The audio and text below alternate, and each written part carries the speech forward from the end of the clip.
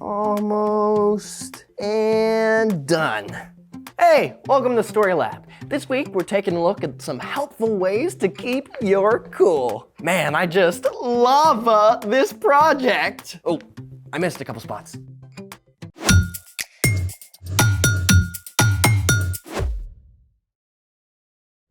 Hey, I'm Carter.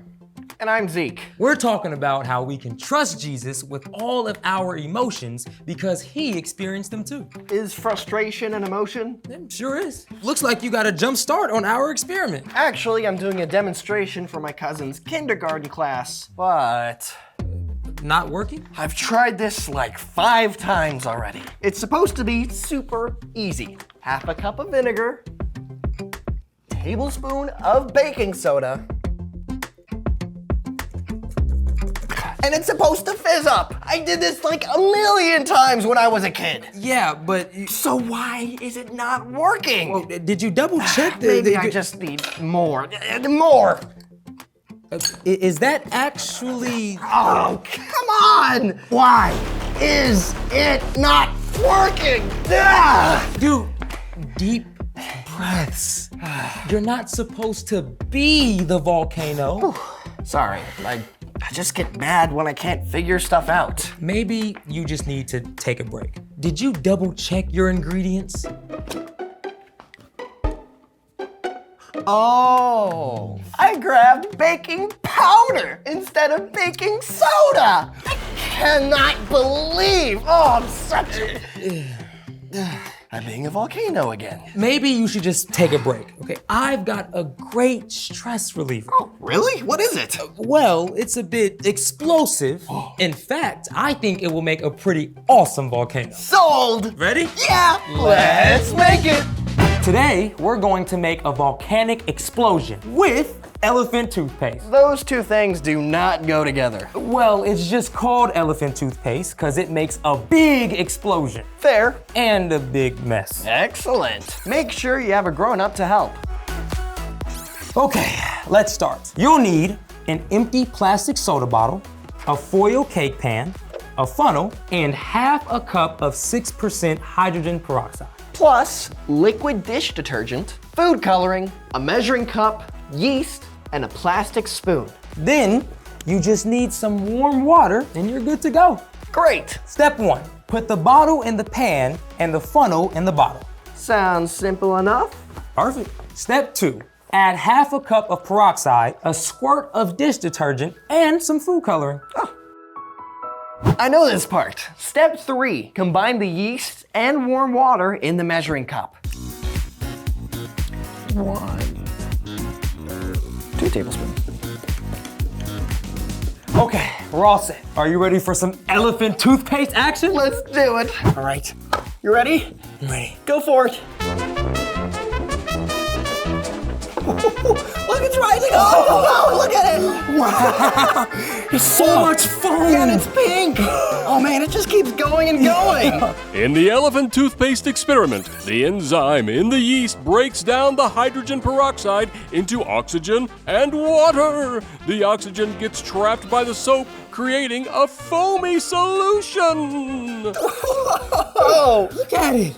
no, I wonder if you could really brush an elephant's teeth with this stuff. I say no. It is a bit soapy. So how are you feeling now? Oh, cool, calm, and collected. Thanks for helping me blow off some steam. Speaking of which, it's time for... The story before the story.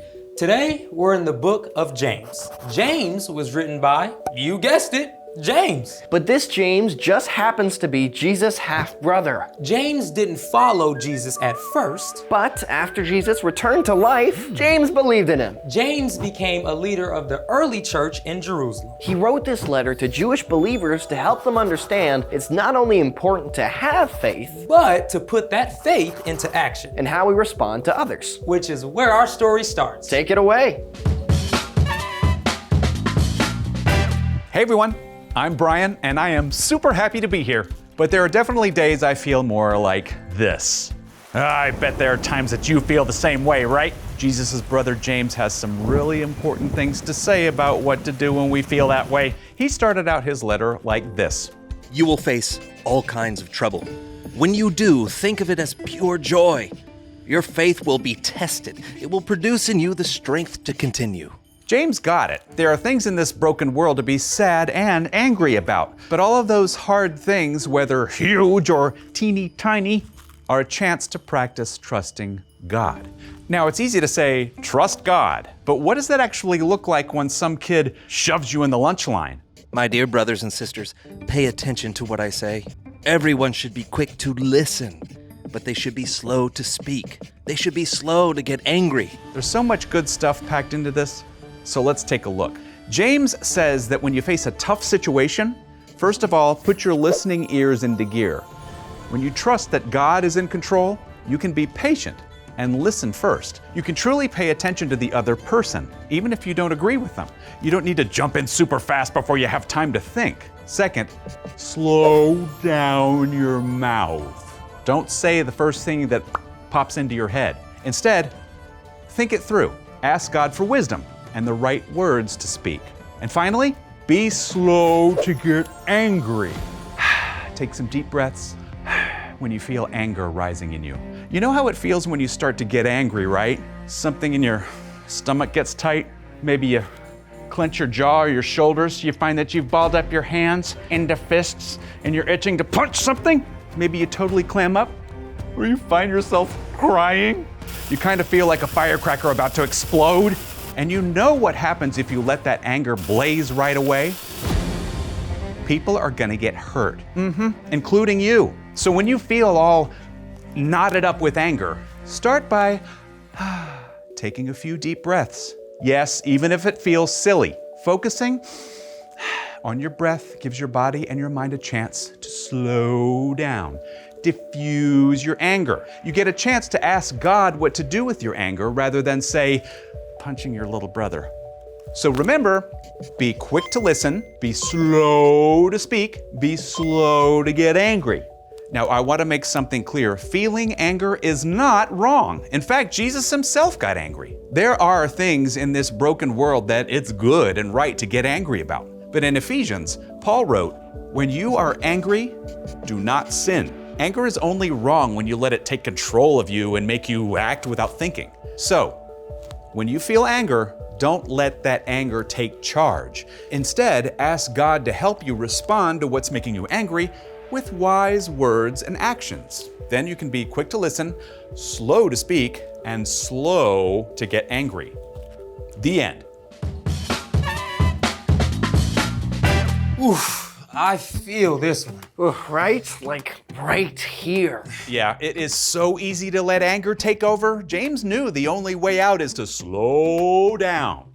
So, What's our part in the story? Well, the way through all big emotions is to invite God in and ask God to help you get back up.